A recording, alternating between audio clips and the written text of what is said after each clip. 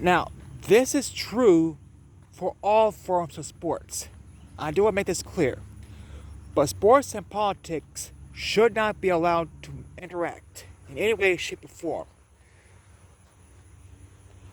Because every time you mix sports and politics together, controversies do tend to happen regardless of whatever side you'll be on. Case in point, tonight the MLB All-Star Game will be in Atlanta, which last time, as you recall, was previously banned because of Georgia's tougher voter ID laws, which ironically saw an increase in voting since the law was passed. So now all of a sudden the MLB has changed their tune and is willing to let Atlanta host the All-Star Game. So my question to the MLB is this: why issue the ban in the first place? You could have just kept quiet about the issue.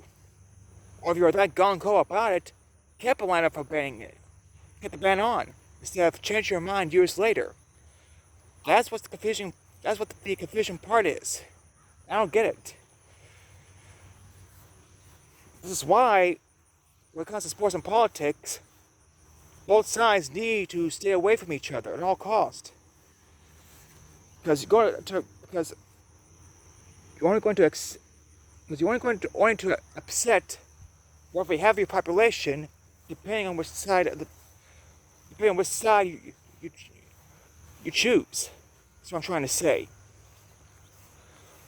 Regardless if you're a Democrat or a Republican. Same thing with, more or less, celebrity endorsements. Again, regardless of the candidate. Again, regardless of the party or whatnot, just say that privately you go vote for this person and leave it at that. The world does not need to know who you're going to vote for. That's your business. But it is what it is.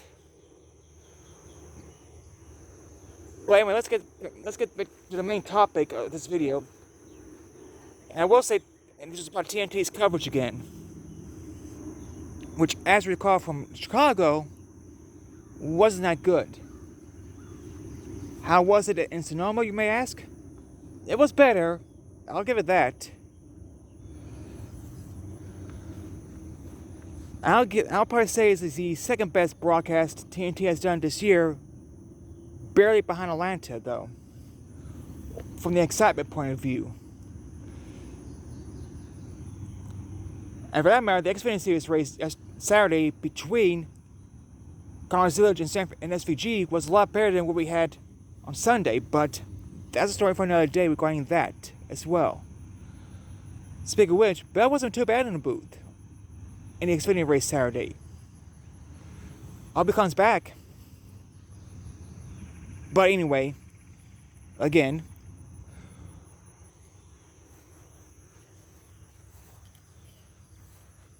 I will say this, going TNT though, at least they returned to a track that they did cover before in the 07-14 package. And for the next 2 weeks, it'll be a track they will cover in some capacity in the 01-06 era with Indy and with Dover and Indy. Speaking of that, as a reminder, the $1 million tournament is going down to the final four. Reddick versus Gibbs, then Nemechek versus Dillon. Ty Dillon, that is. And from what I've seen so far with this tournament, anything can happen. The most likely scenario will be Nemechek versus either Reddick or Gibbs for the $1 million. But if Ty Dillon can somehow sneak his way into the championship match in Indy and wins it, can you imagine how laughable this tournament would be in NASCAR's eyes? If the driver who was in last place ultimately won the darn thing? And, well, I didn't expect Reddick to make it out of the first round, to be honest.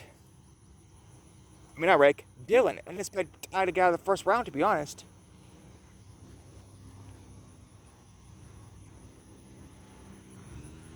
only because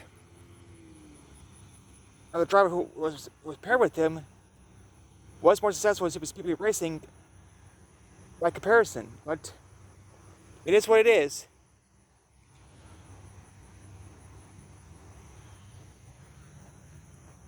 And also, there is a little kink in the lawsuit situation.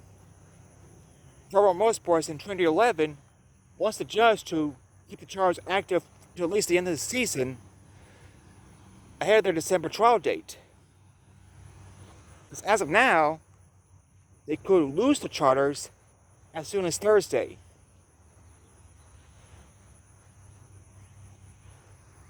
And have made it clear they will race as open teams for the rest of the season if need be. But for 2026 and beyond, I am curious to see how this would play out for them in this regard. If it's still going to be that way for next year or not. And what the consequences would be should NASCAR win. And vice versa if the teams win. But we still got months away to go in that little department too.